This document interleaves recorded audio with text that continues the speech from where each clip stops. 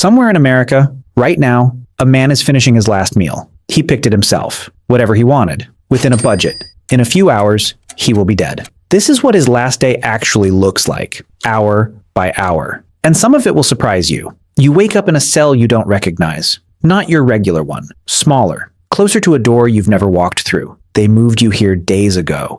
This is the Death Watch cell. There's a shower, a sink, a desk bolted to the floor, and a guard who never stops watching you. Not because they care if you're comfortable, because if you try to end things before the state does, that's a problem for them. So they watch. Every hour, every minute. You haven't been alone in days. You won't be alone again, not even when you die. Your family arrives. In some states, you get to hug them. In most, there's a wall of reinforced glass between you and the people who raised you. You pick up a phone that connects through the glass. Your mother is crying before she even says hello. You have somewhere between 15 minutes and 2 hours. Nobody tells you exactly when it ends. It just ends. A guard taps the glass. Time's up. This is very likely the last time you'll ever see these people's faces without something between you. You watch your mother's hand press against the glass as she's let out. You don't get to press back. A man in a collar sits down across from you. The chaplain. Some inmates want him, some don't. You talk about God, or you don't. You talk about regret, or you don't. Some men write letters in this hour, long ones,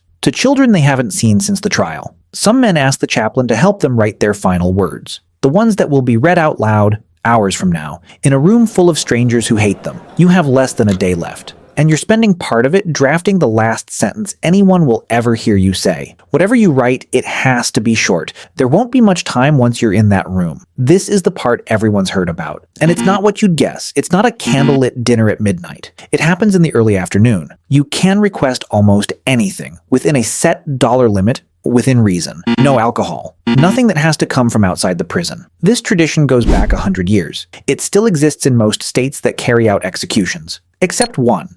In 2011, a Texas inmate ordered enough food for 4 people. Steaks, a whole pizza, a pound of barbecue, a pint of ice cream, 3 root beers. When it arrived, he didn't eat a single bite. That same week, Texas ended the tradition completely, permanently. Now, if you're on death row in Texas, your last meal is whatever every other inmate in the building is eating that day. One man's decision changed the ritual for every prisoner who came after him. You don't find out if your state still allows the choice until you ask. Visits are over now. No more family. No more attorneys walking in and out. From here forward, it's just you, the chaplain, and the guards. Somewhere in the building, a phone rings. Your lawyer, checking one last time if a court has issued a stay. It happens sometimes. Not often, but it happens. Right up until the final minutes if it happens at all. Down a hallway you'll never see until later someone is testing equipment, checking lines, checking straps, making sure everything works exactly the way it's supposed to. If your state uses the electric chair, this is also when they'll shave your head.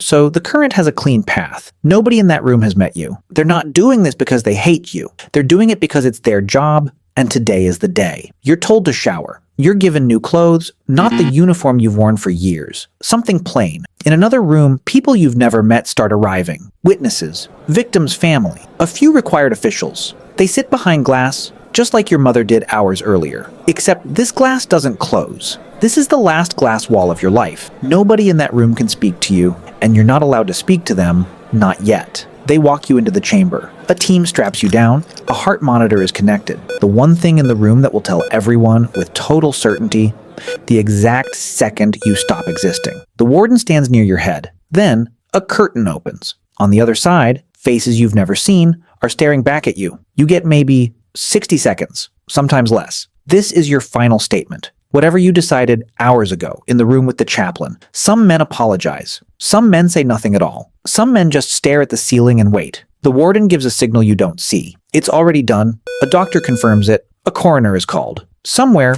paperwork starts moving through a system that has done this before and will do it again.